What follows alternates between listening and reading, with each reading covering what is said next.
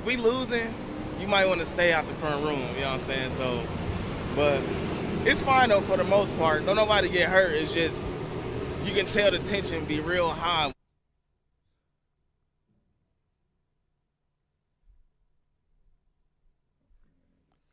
Kansas City fans are passionate and oftentimes stressed out watching the Chiefs, Royals, Sporting KC, Wildcats, Mizzou, and our beloved Kansas Jayhawks. And with the Jayhawks in the Final Four this weekend, okay, I'm nervous about that, many fans are anticipating and feeling a faster heartbeat already as the game goes closer. Add to that the lingering pandemic that continues to stress us. Why? Well, this is a live look at downtown Kansas City, where 2 years ago, everything was shut down due to COVID. Now in 2022, just getting back to life can be a stressor as we navigate more COVID variants combined with other viruses and the pressure to mask or not to mask. New guidance, new shots will help us on the way. April is Stress Awareness Month. I need that right now because I'm very nervous about Saturday and then, of course, Monday night.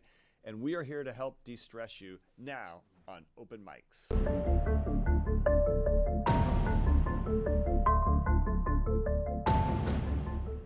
Welcome to Open Mics. I'm Dr. Steve Stites, Chief Medical Officer here at the University of Kansas Health System. Delighted to be back with you on this wonderful Wednesday. What a game last Sunday, especially that second half. And what a game we'll see with the Jayhawks this Saturday. I'm telling you, if they play like they did in the second half, they're not going to lose. And it's a rematch of the 2018 Final Four semifinals. We call that a revenge game against Villanova in a game that the Jayhawks lost that year, but not this year. Today, Dr. Micah Schneider, a family medicine doctor, joins us from Great Bend. She knows how stress impacts her patients' health. She'll help us better recognize the symptoms and offer suggestions on what to do to lower your stress. Plus, my friend and psychologist, Dr. Greg Nawalanic, and you know he's my buddy because I can say his last name, will answer the question, is there such a thing as good stress and how to flip the switch on our negative stressors? So be sure to get your questions and send us into us on YouTube, Facebook, the Medical News Network, and Twitter. You'll find those links to that right here on your screen. We'll get a check on the latest COVID numbers with Dr. Dana Hawkinson in just a few moments. Let me first see if there's any reporter questions out there today.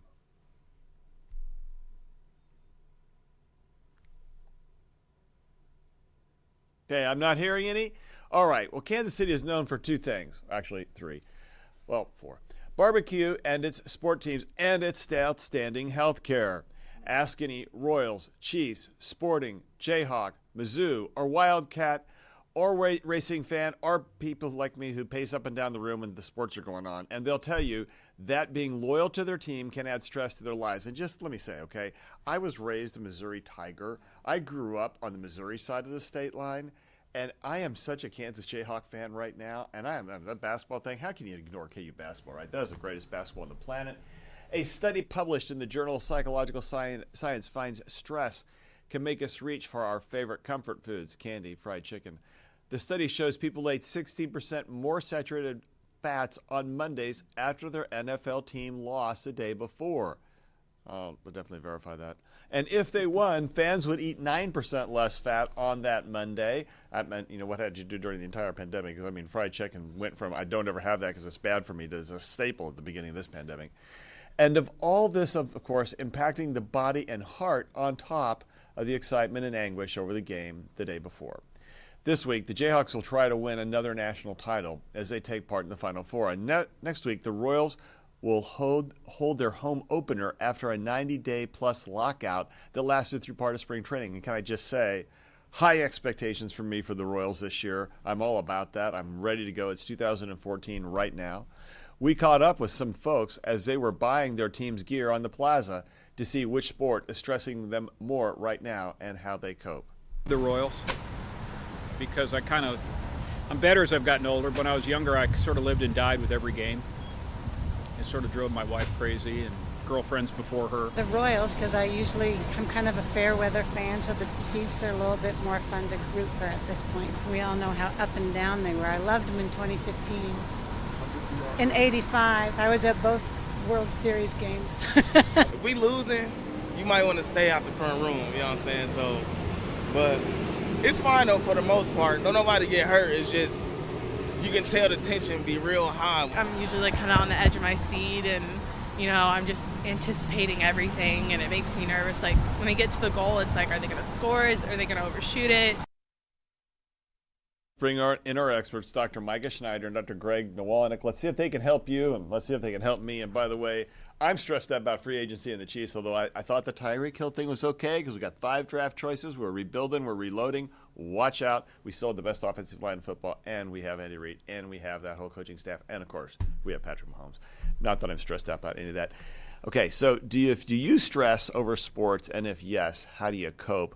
So let's talk to some of our guests. First, let's hear from Greg Nawalanic. Greg, how are you doing this morning? Welcome back to the program. I'm doing great. Thanks for having me. Really, I think you guys know about my Cleveland Browns affliction. So when it comes to sports, stress is just a routine. It's like creamer and sugar with your coffee. It's part of the deal. But yeah, we'll talk all about it and dive in and look at how to manage that, I think, today. All right. And Dr. Micah Schneider out in Great Bend. Micah, how are your patients doing with all this stress out there, whether it's pandemic or sports related, either one? And I bet there's some Kansas Jayhawk fans in Great Bend, just a guess. Oh, Rock Chalk Jayhawk. You have one right here with me. Supported them my whole life and went to school all at KU, so I have to be their fan. But I think through right now, especially March Madness, everyone is a little bit stressed. They're like, are we going to make it? Are we going to go to the Sweet 16, the Elite 8, and now the Final Four? And then with the pandemic, we don't know, even 2 years out, is the next variant going to be the one that, forces us back into a lockdown? Or is it going to be a mild case that, you get a cough or a cold and you're able to move on? Do we need another booster shot? So I think all those things combine to give us some uneasiness and stress of not knowing what the next step is and where we're going to be 2 months from now. Or right now, I worry, we just got over spring break. What is our curve going to look like in the next 2 weeks to a month? And what is that next variant going to do? Is it going to be mild, or is it going to be more infectious or more deadly? So overall, there's just the stress of the unknown, I think, is the biggest thing. Yeah, I want the answer. So I'm one of those folks who reads the end of the book before he reads the whole novel, so they know what's going to happen. And if it's really got a bad ending, I just don't read the book. I'll be really honest. And so I'm in this book club, and nobody else does that. And I annoy real book professionals because I read the end of the story, so I'm not so stressed. Is that completely crazy, Greg Nawalanic? I think that going for the ending first in a book is kind of defeating the point. Although after reading The Revenant, the movie that had Leo and the bear, the book was great. Ending ruined the whole thing for me. So maybe I should have done that. You should. I read it because it de-stresses me. But I guess if I just started with the ending, I might have thought it was great because it just didn't. Then it didn't make sense in the line of the rest of the book. So I guess it's trying to figure out. I don't know what the answer is. Okay, Greg. When you read, do you get stressed over sports, Greg? I definitely get stressed over sports, and I read, and actually I don't read as much as I probably should because my doctoral program just kind of took all the fun out of reading for me. I did do that. Yeah, med school kind of did. It took me a few years to recover from that. Yeah. So why do we stress out so much as we watch games? Do we feel like we have so much emotional things at risk? Well, I think it's a number of factors. Firstly, we have an emotional connection that we form with our team, and so that's we're invested. And then number two, the big part is that we have nothing to do with the outcome. And so just like the pandemic, there were certain things that we could control and a lot of things that were well outside of our control, like everybody else in the world and the evolution of the variants. And so when we feel out of control, that's where we try to grab on and cling to whatever we can. And that's where I think we've talked before about magical thinking, the things that we can't control. Like, I'm going to wear the jersey that I haven't washed in 3 seasons. Wait. You're calling that magical thinking? You're saying it's not true? You're saying my favorite Chiefs hat, which I lost in the second half against Cincinnati, wasn't the reason we lost the game?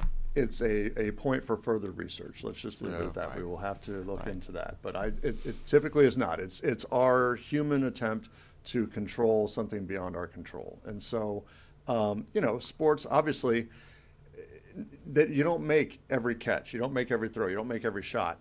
And so there's always that variable of what's going to happen and kind of the excitement that when the ball's in the air, what's going to happen with it? And if somebody's running with it, are they going to fumble? Are they going to hold it? Are they going to break a tackle? Are they not? And so there's just this constant rush, moment after moment in sports. And that kind of like when you make the basket, that relief, and then the immediate tension after of, oh my God, now we got to get a stop. And so it's kind of this trigger over and over of just this stress loop that we're in. And so it's exciting. Yeah, you know, unfortunately, is this genetic? Because I think I passed it to my son because he and I watch games the same way. We're at a Chiefs game, we're watching the game, you know, legs moving, pretty nervous. If we win, we're really excited. The rest of the day is great. The week starts out wonderful. I can read the sports page. When we lose, yeah, I just like going to shutdown mode. Well, it's one of those And so answers. does he. It's one of those answers like, is it genetic or is it learned? Because he probably grew up watching sports with you, watching how you reacted. True. So in the same way that I grew up watching my dad scream at the television, I've been conditioned by my wife to not do that. But through college, all my friends really enjoyed watching games with me because I was like a sideshow. But yeah, so I think there is certainly a bit of maybe genetics in terms of arousal level and peaks and where we go in terms of intensity. But a lot of that and the emotional connection is going to be more learned, I think. Yeah, so, you know, it is funny because I've been working with the same nurse for 18 years, and Joyce Funk, and Joyce says to me, you know, I don't understand why you get so stressed. I think she really gets stressed. She just tries to hide it. And she says, because just to enjoy the game, it's just a game. I don't know. I've not been able to get there. Have you? No, I don't know what that is. Okay, fine. Sounds great, but Yeah. I can't get to that island. It sounds blissful. I'm not sure I can get that. Okay. Do your patients recognize they're stressed when they come to you for help? Micah, talk to us about stress in your practice and how you're encountering it. And by the way, do you feel stressed about this weekend? Oh, yes, definitely. It's like you said, you can't control it, but you're nervous, you're excited. That energy level, that's the thing that makes you come back and watch the game more and more. But in clinic, I think sometimes patients will know that they come in stressed. They're like, I can't eat, I can't sleep, my tummy hurts, you know, all these different things. So they may come in and say, oh, I'm stressed or I'm depressed. And some may come in and say, you know, I don't have energy anymore. I can't do the things I used to do. What's happening to me? So sometimes they have awareness and sometimes they don't. And sometimes the symptoms can be as mild as, you know, I have a headache, or my muscles hurt, or my stomach hurts, or I can't eat, or I'm eating too much. Or it can be all the way on the far end of extreme of like conversion disorder, where one of your arms or legs goes numb, or you feel like I can't feel the side of my face. And it's all due to a stress reaction that either they know what's going on or sometimes they don't. So it can be pretty varied what you see. Yeah, I bet it is. And I know a lot of times when I get headaches or my gut hurts, I think it is stress. Mm-hmm. Yeah, I mean, there's definitely physical sensations that are associated with stress, and sometimes they're internal. You know, you get that kind of butterfly, sick stomach feeling. But other times it's because we carry stress in our whole body, and so that's where one of the most effective techniques in helping people who are in acute stress or chronic stress even is doing a progressive muscle relaxation, where you're leading them through a practice of tensing and releasing every set of muscles from head to toe. And it's amazing. If you took a picture before when they start, their shoulders are about here. And when you're done, they're down here, and you see them kind of slumping, and they're far more relaxed. They're like, oh my God, like they had no idea how much stress they're carrying in their body. So that will produce pain and discomfort. Well, you know how they handle stress in Star Trek, of course, because when you're out there in the final frontier and you're in the Discovery or Enterprise or whatever, and you're pretty stressed out about big things that happen with all the aliens, you go to the holodeck. And you get to take a walk on the holodeck. You get to relax. You get to have fake battles. That sounds like the perfect thing to me. Is a holodeck part of your prescription, trying to get away? I think maybe in the next 75 years it would be, but for now I think we have to rely on the holodeck of our mind.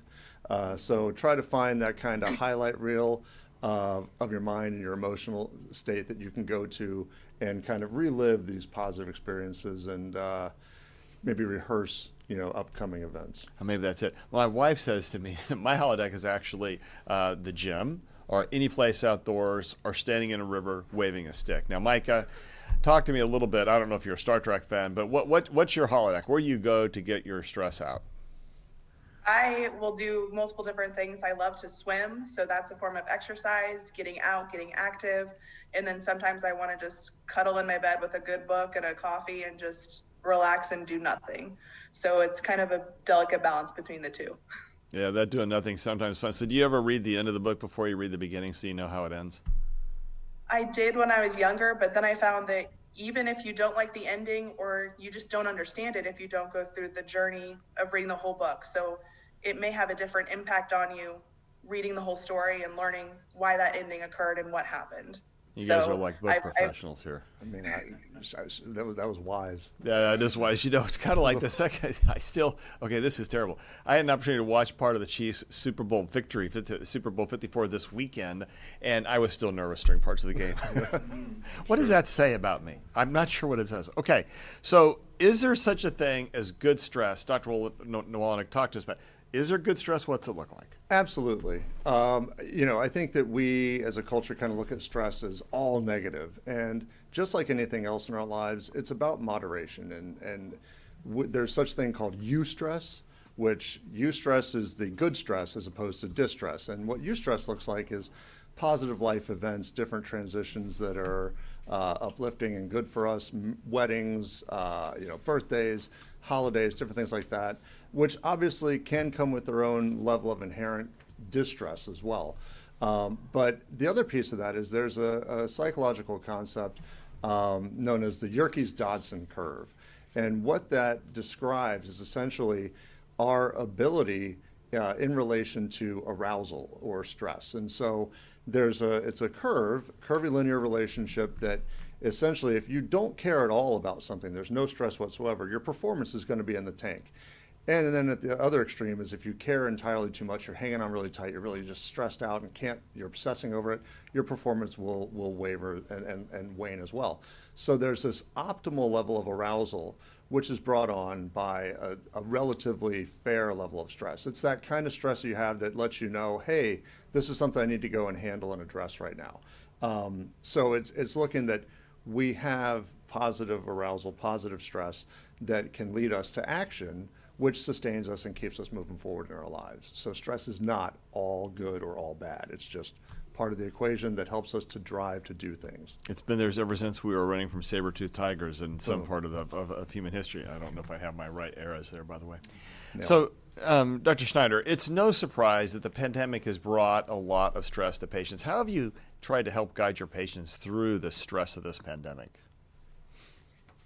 To decide what their biggest stressor is it that they haven't been able to see loved ones, or they've been isolated from others, or the stress of the unknown, or the anxiety of getting sick or loved ones getting sick, and then kind of deciding what's affecting their life the most and kind of working to alleviate the anxiety or get them set up with different ways to socialize with others, whether that be through the telecommunication like we do today, or just calling your loved ones or meeting outside windows, and then how we can mitigate the stress and like good hand washing, getting your vaccinations, and things that can help you, stay healthy and navigate the outside world now that we're 2 years into this pandemic.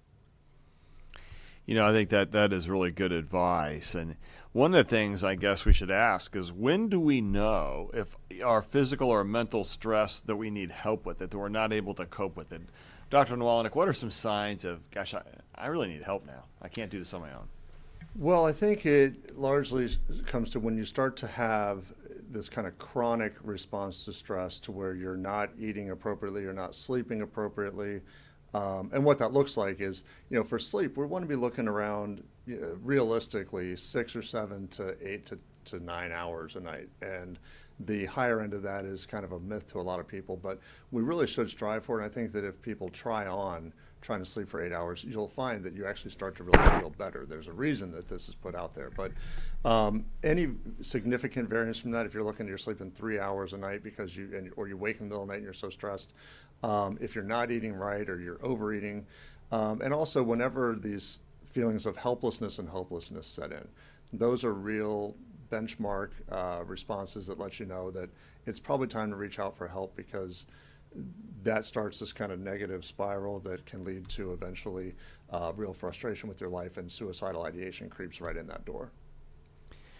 Dr. Schneider, talk to us from your standpoint. What seems to be the common feature, or what are the common features for your patients about when they say, Doc, I need help? It's when they can't go to school, can't go to work, can't function, or can't do the things they want to do. So that's the big thing that usually brings someone into me. Like, I can't speak in front of people, or, I can't go to a basketball game because there's so many people around because I'm stressed because I'm going to get sick, or I can't be in that crowd that big, or other things like that. So those are the big things that bring them in. Or I'm having such severe headaches or abdominal pain that I'm missing more school or I'm missing more work. Those are the big things that draw them to my office. Yeah, those are tough, right? I will tell you, I sometimes have days like that, especially when I know the next day is a really big day. There are big stresses out there, and I'm not quite sleeping. So I try to exercise a lot on that day. Don't try to avoid any alcohol or anything like that, because that usually makes my sleep worse. So I think exercise for me has been the way I know that I can kind of wear my mind out and put me in a good frame for the next day, and then try to work out in the morning, because that puts me in a good frame and I get a few.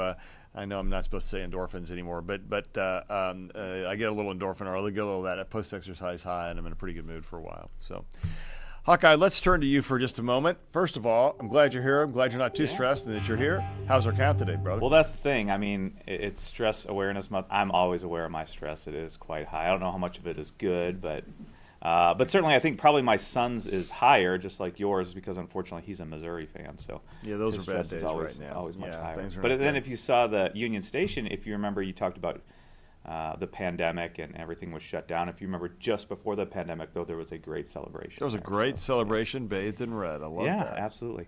So in the hospital right now, we have 14 active infections, 0 ICU patients, though, so that's good. And of course, then because of that 0 on the ventilator, still 48 additional patients meeting that recovery period, so 62 total. But again, these active infections, and as we talked about right now, Steve, and you mentioned last week, some of these patients are not here for COVID specifically, not like it was during the surge when the vast majority of those people were coming in because they were asymptomatic. They were feeling ill from COVID.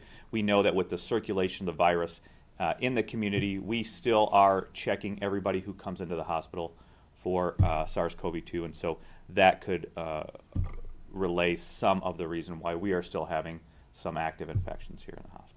So, Huck, let's talk a little bit. A couple of big news events yesterday around COVID. One is the approval of another booster shot for those 50 and older. Yeah. And they're saying it looks like the effect can be more severe the further you get away from your third shot or your booster shot now that we saw with Omicron. Thoughts? Yeah, again, I thought we had said, well, maybe if there's a booster, looking at some of the early Israeli data, it would probably be for 60 or 65 and above. They actually went down to 50. Again, I think the main focus of this is to prevent hospitalization, severe disease, and death. We know that during that time period after your dosing, whether that's your third dose or your fourth dose, but they even saw it with the second dose, you can block infection, but that is not the goal of this vaccine. And so the goal of this vaccine continues to be to reduce your risk for hospitalization, severe disease, and death. And what they are seeing is that with those populations, if you are getting this extra dose, your risk is reduced even further. Now, there are some people, again, the experts really aren't all on board with this.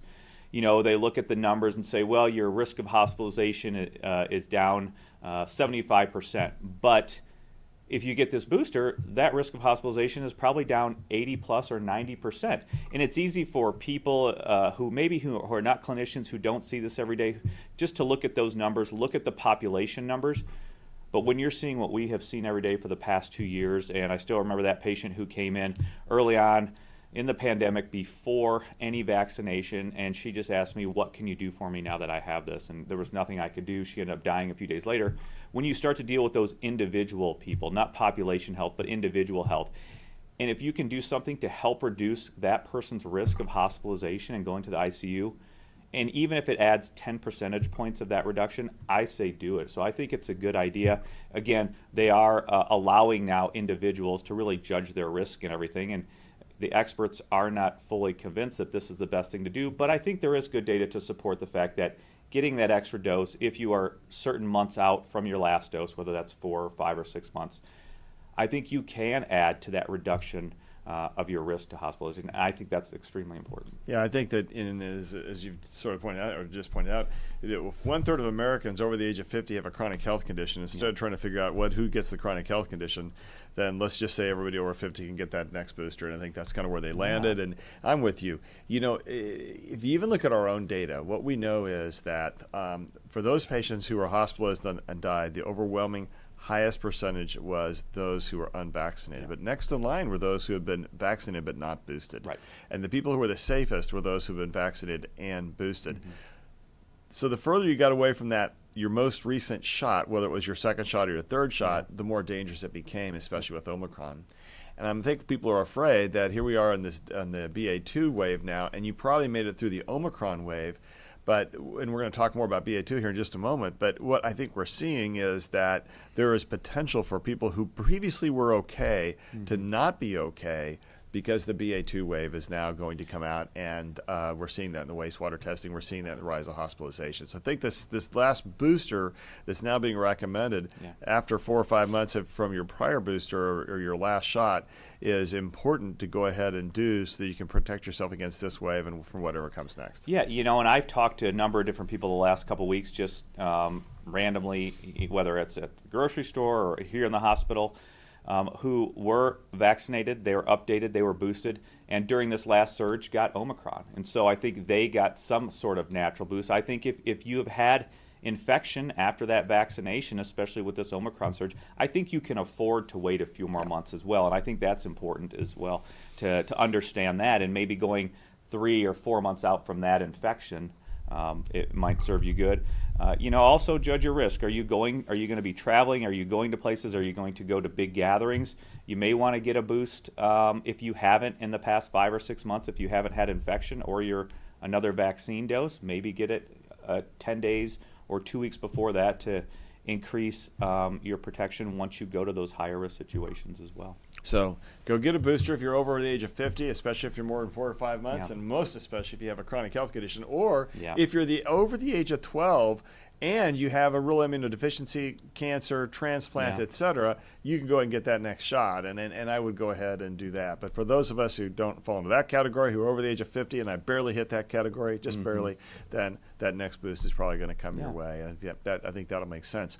Okay, so now we're saying that more than is speculated, at least based on data modeling, that now the BA2 variant is the most common variant in the United States. Omicron is on the original Omicron on its way down to BA1. We got BA2. Thoughts about that? You expecting any major surge in hospitalizations? I think it's encouraging that they have said that it is, I think, 55% now or more of the isolates. I think it's encouraging that we know that it is probably the dominant isolate, but we haven't seen currently that increase in cases. And again, we are looking at cases, but I think more importantly, Steve, is that hospitalizations that we've talked about and filling up the hospitals and hospital capacity. And hopefully, with all the vaccinations that we have had, with people being up to date, with people being vaccinated and infected, with maybe this last surge of infections with Omicron, and those people that survived, hopefully we won't see a surge, certainly not as high as the last surge, but we won't see that surge in hospitalizations. And I think that's really the important thing, especially as we're moving through into the summer when people will be traveling and wanting to have a good time, being out of school, wanting to be with friends and family. Yeah, I think that's totally right. And my guess is that our BA2 variant's coming right on the heels of the Omicron. There isn't much time separation, and now I think that's partly why they're saying let's go and get that next shot. Because there's also some early evidence that the further you are from vaccination, again, as we talked about a moment ago, it's true in our data, it's true nationally as well, the more at risk you are for serious hospitalization, even death. So I do think the next shot makes sense. I think we've already got the Omicron, the BA2 variant out there. We're not seeing a big rise in hospitalization. I'm going to cross my fingers and say I hope we don't expect to. And then it's really going to be what's going to come after that and how well protected we are. And also, it's clear that we should be seeing later this spring evidence coming out about how Moderna and Pfizer pivoted their vaccine to include more activity against Omicron, whether or not that made a difference. Yeah, and that's interesting. But we've also seen in those New England journals the last couple weeks, those articles that did show that those people who just got vaccination or vaccination and infection actually developed those neutralizing antibodies to BA2 even without seeing that virus. So I think that's important. I think we continue to go back to those, this is very simplistic, but those 3 exposures to spike, and whether that's 3 exposures to the vaccine or 2 vaccine doses and an infection, I think that all helps to, number one, help the evolution of that immune system, those B cells, those the breadth of antibodies to recognize new variants that we don't even know about yet. And so I think that's very important to show as well. Dr. Schneider, are your patients asking you about BA2?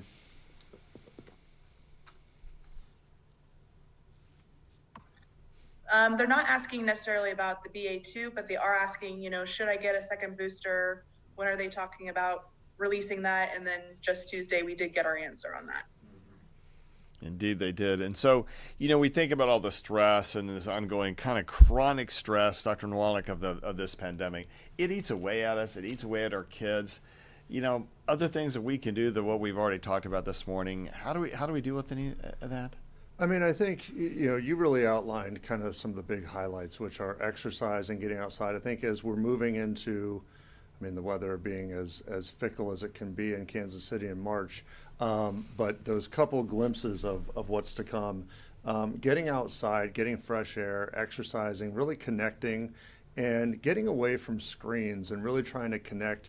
We're social animals, and we like to come together, and whether it's playing games, going outside for bike rides, going for walks, hikes, jogs, exercising, hitting the gym, whatever.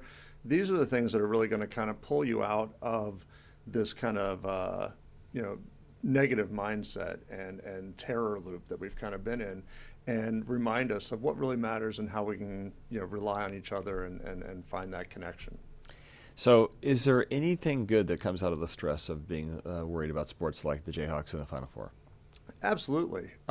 There's research out there that shows that having a sports affiliation, and really being a passionate sports fan is actually a preservative effect. And it goes back to, again, being the kind of social animals that we are. It forms another pack for us to kind of be in. And if you think about going to if you go to the game at the stadium or arena, or if you're just going to a sports bar or some restaurant to watch it, there's an immediate sense of camaraderie when you see somebody that's in same colors, same jersey, whatever, that you're connected. It doesn't matter if you're a day laborer, if you're a physician, if you're an attorney, major executive, whatever, you're all the same. We're all united in that fandom. And so when we come together like that, it lifts your self-esteem for that at least moment. And if you think about, the day after games, on those Mondays when you go back to work, if the team won and you see other coworkers that are fans as well, there's the kind of high fives that get exchanged and the kind of recounting all the highlights from the games. These are all things that really help to distract. They make the Monday a little bit easier, because you get to distract and talk about something else before you dive back into the routine. And so these little distractions are very important. These other abilities to connect other people, very preservative, very sustaining, very helpful. We're going to turn now to Jess in Studio B, who's got community questions for us. I'm going to see, do we have a lot of things out there, Jess, this morning? We do. I have a question from Lisa over at the Star, but kind of apropos this morning, Dr. Stites and Dr. Nawalanic. I admit I was just a little bit late getting out the door this morning because in the mornings I like to watch 30 for 30 on ESPN over my coffee. And this morning it was the rise and fall of a man you may remember, Bobby Knight. And so I want to talk about, kind of as I was driving in this morning, knowing that we were going to talk about this, I want to ask about what really stuck out for me was this loyalty, this kind of unhealthy loyalty that oftentimes fans have when it comes to their sports teams, whether it be the players or the coaches, almost kind of they can do no wrong. Dr. Nawalanic, can you just kind of set up that for me, just that kind of feeling of, people unable to kind of separate reality and how they would normally feel about a normal person to maybe one of their favorite sports stars? Well, I think that I wish that I could say it was only limited to sports. Mm-hmm. But any affiliation that you have, we like to try to put people up on pedestals. We like to try to see the positives of them. And the other problem is that if it's a team with whom you're affiliated, a lot of times it's hard to really criticize anything about it because as you identify with it, you're in some way, shape, or form acknowledging that maybe you gave your allegiance to something that you shouldn't have. And so that becomes almost like you made a mistake. And we don't love to acknowledge mistakes. The problem is that when we get into, larger issues like sports franchises, or even if you look at, dare we get into politics, certain decisions that we make and we see these people, we get in pretty deep and it starts to get very difficult to find the way back out. So I think it's important to remember that anybody that's involved in these situations is human. There are a number of factors at play that we might not be aware of that lead them to make the decisions they make. And in the same way that we might not blindly support them, we don't need to necessarily vilify completely and tear people down without a full understanding of the facts of the situations. But yeah, essentially with that intense identity comes a blurring of the lines sometimes of reality. Hey, So Jess, you know Lisa- what one of my line blurs is? So I got a question. So I'm a little schizophrenic here about this, and I'm not trying to use that term lightly, but here's my challenge. So, on one side I'm a doctor, so I felt really bad that young man from Villanova tore his ankle, and he's out for the season, and he's going to have to surgery and all that. That's a bad thing. Yeah. But there's this sports side of me. I'm sorry. Can I say it? It's not bad for the Jayhawks. I know, and I should feel. I'm a terrible person for that, Greg. So I can't be glad. I can't be glad about that, right? Shouldn't be glad of that. Okay, You can't good. say Thank that. you. I don't have to feel like I'm a terrible person. Careful.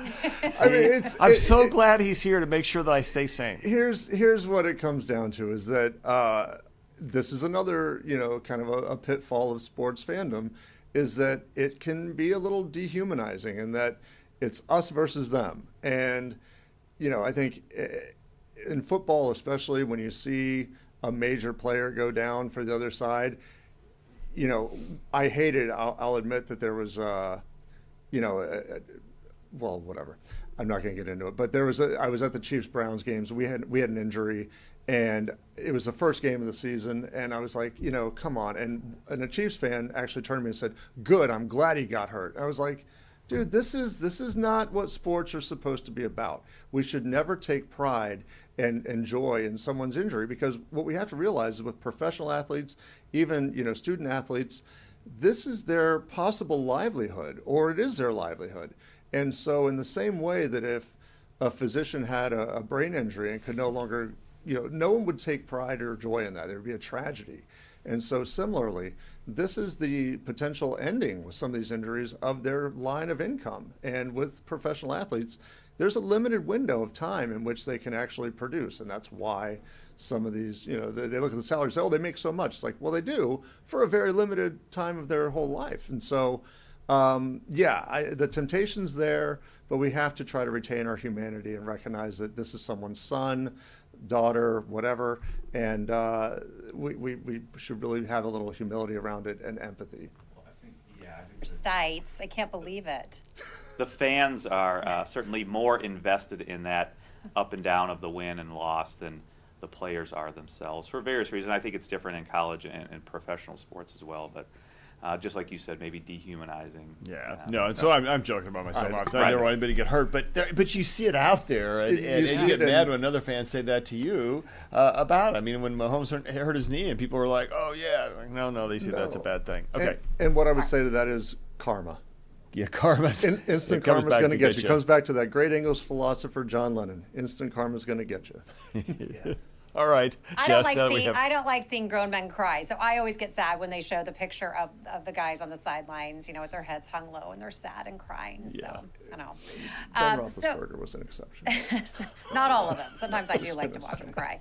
So Dr. Stites, so Lisa at the Star, going back to this anger situation, kind of on the other side of this, but Dr. Nawalanic, also just touch on what signs have you moved over into kind of an unhealthy feeling, and I'm not talking about the signs that we see when we talk about people and fans out at other stadiums, like putting each other in comas and angry and drinking. But when you start to then the pendulum starts to swing in that way. How do we know? What kind of signs should we be looking for that you kind of have an unhealthy relationship with sports?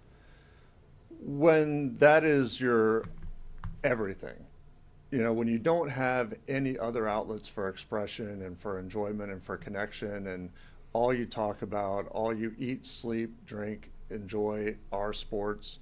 I think that, like everything else, including stress, all things in moderation. If you're obsessive and going too far over, and if the team loses and your spouse is hiding somewhere out of fear. I know that guy kind of made a joke earlier in the piece about, stay out of the front room, and nobody gets hurt. Like, I know in most homes, nobody does get hurt, but in some homes, people do get hurt. And we have to be aware that the amount of emotional response to this, and when I talk about that kind of leveling the playing field of whether it be socioeconomic status or just self-esteem, that if this is all you have, when things go poorly for the team, it's a real detriment, it's a real blow to yourself, it's a real blow to your forged identity in this world. And so we want to kind of be wary that if it's all you've got, and that's the one thing that sustains you, and you're turning abusive, substance, excessive, that's a warning sign that you've crossed too far, and it's time to come back and try to find something else to work on and sustain you. Dr. Schneider, when your patients, when you hear that type of a situation with one of your patients, what do you advise them to do? If they're in abusive situations? Yeah, or just kind of when they know they're at that tipping point. So just kind of, as with anything, back away from the situation if you can. Take a few deep breaths. Think about what is going on. Do you need to exit the situation? Do you need to call for help? Is there someone else you can talk to or place you can get help? So I think a doctor's office is a good place to come. And, we look for signs and we ask people, do you feel safe at home? And you kind of look for signs of abuse or kinds of concern and, give them options to be like, hey, is everything okay? Something's concerning me. Is there something that you want to talk about? Or is there something you want to say or address or you're concerned about? So that's what I usually look for, especially for kids, especially for females. If they're coming in and something just seems off, you just delve a little bit deeper into what's going on at home or school and just look for those signs and say, hey, here's some things that we can do for you, or here, some options. Have you thought about this? So. Jess? Okay, so I can completely relate with Joellen on this one because Sunday morning when I knew it was Oscar night, and I know that turned into somewhat of a sporting event of its own, but I kept thinking, the first thing I thought of when I woke up was, what am I going to eat tonight? Oh my gosh, I can't wait. What am I going to snack on? I was just so excited about it. So Joellen wants to know, why do we get so excited about snacking, and why do we associate food so much with game day? I think really it's just it's our culture that we do, as many cultures in the world, come together over food. And so, when I moved to the Midwest from Los Angeles, the exposure to the wide range of delicious, special family passed down treats and treasures, whether they be savory, sweet, whatever it is, I was like, wow. So I too now very much look forward to game events. But, it again, I can't say it enough. It's moderation. We can be excited. We can snack. If you're making 7 snacks and it's just you and your spouse, maybe not the best choice. Let's try to limit, come back, 1 or 2, and just, because the thing is, if we overindulge, it's going to make that night at bedtime uncomfortable. It's going to make the next morning maybe a little self-loathing, and we can avoid that. Let's just try to make it the positive that it is, come together over these events, and enjoy it responsibly. Oh, Jess, we can't hear you. Yeah. Guys, can you unmute me? Now we can. Do you unmute me? Okay. So question is so realistically, Lisa wants to know, how do we convince ourselves that it's just a game? All right. Dr. Schneider, what do you think? Is it ever just a game? Oh, you got to mute. I'm not muted. You're good now. Hello? We hear you. So I think you just have to tell yourself, win or lose, what is that going to change in your life? You get excited, you get stressed and angry, but at the end of the day, does it matter tomorrow? Is it going to change the trajectory of your life? And if no, enjoy it for that moment, but then say, okay, we need to move on. Thoughts? Yeah, I mean, that's it. It is a game. And fortunately, or unfortunately for some of the, armchair quarterbacks, you're not playing in the game. It didn't change the outcome, didn't change your income any. It doesn't change your spouse, your children, your job. It doesn't change anything at the end of the day when the game ends. And so see sports for what they are, which are welcome distractions, kind of like the roller coaster ride that we have that you get on, you dive in, enjoy it, experience it, and then get off. And so, after the game, like Dr. Snyder said, if it went poorly, take a walk. Get that nervous and angry energy out by yourself outside. The walking is good because it allows you to just kind of get away from everything else and just clear your mind and take a look at what's around and realize and put things in perspective. Hawkeye, can you do that when it comes to the Chiefs, Royals, Sporting? Yeah, I Hawkeyes, mean, it is hard Jayhawks. with the Jayhawks. I do. But the other things, I've kind of been able to do that. And certainly it's been harder with the Chiefs with the recent Super Bowl and playoffs losses. But it gets easier as you get older, and I try to focus on other things as well. Here's what I know. A win will gives you a wind in your sail for a few days, even a big win. And those losses, you know what? The sun's still coming up tomorrow. Yeah. It's going to be okay. You feel the disappointment. And I think that's probably okay to feel disappointment. It means you're kind of engaged. You're there in life. But the disappointment should be temporary. If you start carrying it over to things like maybe I don't do the right thing with my kids or my wife, or I'm angry, then you probably need to try and put that back into perspective again a little bit, because that means you're probably struggling around it. Jess. All right, I'm going to ask one more question, and then Yes, ma'am. for those asking COVID questions, I'm going to throw those to Dr. Hawkinson tomorrow, so stay tuned for those. But Isaac has a good question. He says, even when I go back and watch old footage or old games that have already aired, I already know the ending, I already know what's going to happen. Why do I feel that stress and fluster, that feeling, that heart rush? Why do I still feel that, even though I know what's going to happen? I mean, Dr. Stites just spoke about that earlier. It's because it is still exciting. You go back, you kind of re-experience it, and not similar, but in the same way that a trauma, when you remember a trauma, you kind of physically get that sensation again. So it's the same thing, that when we look at these stressful situations, our brain doesn't realize that we were just watching a game. It saw it in terms of the emotional connection we had and the cocktail of neurochemicals that we had in response of the lifts and falls of the game. And so when we see it again, we kind of re-experience it. And so there's nothing pathological about it. It's just enjoy it again. And this time, instead of having that kind of sick feeling in the pit of your stomach, you can have a little bit of peace and ease at the end, and even fast forward through the parts that are really uncomfortable, and then treat yourself to the victory. Yeah, it's kind of fun. All right, let's get some final thoughts from our guests. Dr. Schneider, we'll start with you. So overall, I think just knowing that stress is a part of our lives and finding good ways to deal with our stress, whether that be walking or exercise or doing the things that you enjoy. I think we have to learn to live with the stress, because stress never fully goes away, and stress will change whether you're a young child, whether you're in college, or whether you're adult in work. So finding ways to combat that early and learning from that will help you much later on in life. So darn true. Exactly right. Dr. Nawalanic. All right, so number one, deep breath in, hold it for a 4 or 5 count, slowly exhale. That should be your mantra every single time that you have that pit in your stomach of stress. I'm late, I'm whatever. In that moment, there's probably not a lot you can do about it. So breathe and don't tear yourself to pieces, and learn from it. Next time, if you were late, next time get up when your alarm goes off. Don't snooze. So that's that part. Now we come over to sports. I think that we've all had a real opportunity for personal growth and learning and a lesson in terms of we went through these 2 years where we saw sports in ways that we never did before, which is that we didn't see them. And so I think seeing arenas packed with people, cheering on and getting the full experience of the excitement of the tournament.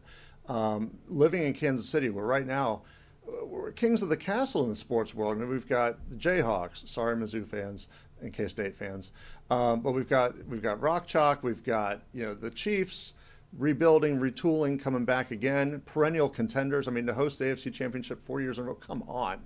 And then we got the Royals retooling, coming back again. Sporting, I mean, and then the women's team. We've got so many things to be grateful for and to appreciate here. And so I think that the emphasis on the all or nothing of win and loss, I hope that we learn some lessons about the importance of competition and being able to enjoy and come together and really take these experiences for what they are. So try to take that lesson, appreciate what we have, and just enjoy and rock chalk. Duck Hawk? Yeah, I don't ever go back and watch old games and fast forward through the anxious parts. And this probably isn't as goofy as Star Trek, but I know I certainly get that anxiety every time I watch Avengers Endgame and Captain America gets beat up and then gets back up again, and then all the Avengers come out. So it's, I can feel that. It's not necessarily the replay of the game. But I would like to wish a happy birthday to my daughter and my late grandmother who died last year, who would have been 99. So happy birthday to you. And I have this for you. This is from my parents. Your parents are way too nice. It is for Happy Doctor's Day. So the scissors emblematic? What I'm well, supposed to that do. will help. Yeah, that will help open it up. Okay, so. well, I'm going to take a quick look. You don't have to read the note, but you can open up the gift. All right. They're so nice. I know. And you're sure you're their son? I know. love you, man. Well, let's see what you got, because I don't know. Well, we'll see. But they got me that Fauci thing that is in my office, and I still bring it down here occasionally because it's the best.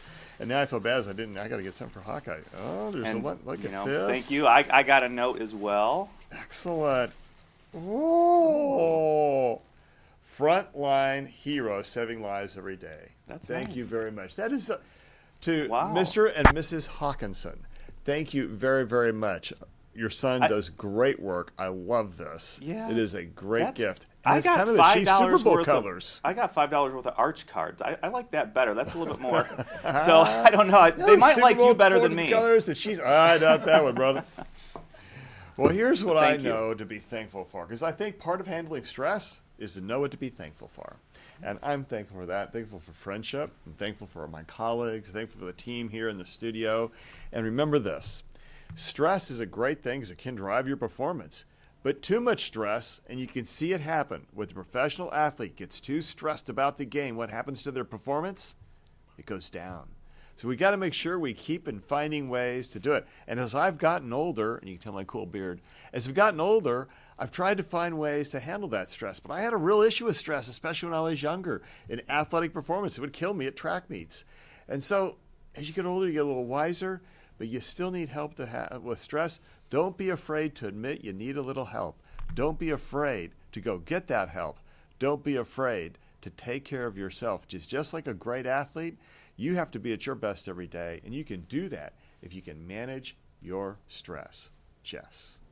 Well, first of all, yes, happy Doctor's Day to you and the other 3 doctors on our panel today. So much appreciation and lots of love on the feed today. I can't read all of the comments, but I do want to give a shout out to our viewers who we, of course, appreciate. Alice, Betty, Deb, Kathy, Robert, Lisa, Sandy. They all said so many wonderful, beautiful words. And so I just want to let them know that we will pass those along to all of you. So thank you for writing those in. We've gotten hundreds of emails thanking our doctors, along with some videos as well. And for one doctor here at the health system, her mom has a special message to share with you this morning. Happy Doctor's Day to my daughter, Dr. Rachel D. Teresi, OBGYN, and to all the wonderful doctors at KU Medical Center. Thank you so much for all the work that you do. Have a great day. Thank you, Mom. Okay, and here's one for Dr. Ronnie Rotondo. It says, I have so much enjoyed working with Dr. Rotondo on the development of the Proton Center and admire his work to develop the pediatric oncology program. It has been a truly great experience, and I'm so thankful that you are a part of the University of Kansas Cancer Center. Dr. John Ashcraft, he was on earlier this week. Thank you for allowing me to always be able to work with you. I'm glad that I can make your workflow easy and able to help. Always a joke and a laugh with you. Dr. Stephen Lauer, also a frequent guest of ours. Dr. Lauer is for the Metro, but don't see that as an option. He has been instrumental in our development for Legal Medical Record Committee over the past several years. I greatly appreciate the value he brings to ensuring standards are being followed and new items aligning to those standards. His leadership is priceless. Dr. Joe McGurk, thank you, Dr. McGurk. You lead our division by keeping our patients at the center of what you do. We see you and we appreciate you. Thank you for everyone sending in their comments. And yes, happy Doctor's Day to all of you. And if you are looking for a new career, we are going to put up a QR code right here on your screen. It is linking you to a huge in-person job fair for the University of Kansas Health System. It is today from 2 until 6 at the Marriott Hotel on the Country Club Plaza. There are hundreds of jobs available as we continue to grow here at the health system. Thank you so much for being with us today. Don't forget, you can catch our shows anytime by logging on to Facebook and our YouTube channel. Coming up tomorrow, they are heroes on the battlefield. Doctors on the front lines making sure those who are injured serving their country get the care they need. One doctor is doing just that as the fighting intensifies in Ukraine. Now how he is helping those battling severe hand injuries. We'll tell you more about that tomorrow at 8. Here's Alexis. I'm Alexis Del Cid on the next All Things Heart. I kept telling him, you need to go see your doctor. There's no reason not to go see a doctor. The unique way doctors kept this father of three's heart pumping Thursday at 10 a.m. Subscribe to our morning medical update and open mics with Dr. Stites podcasts. Now, everywhere podcasts are available.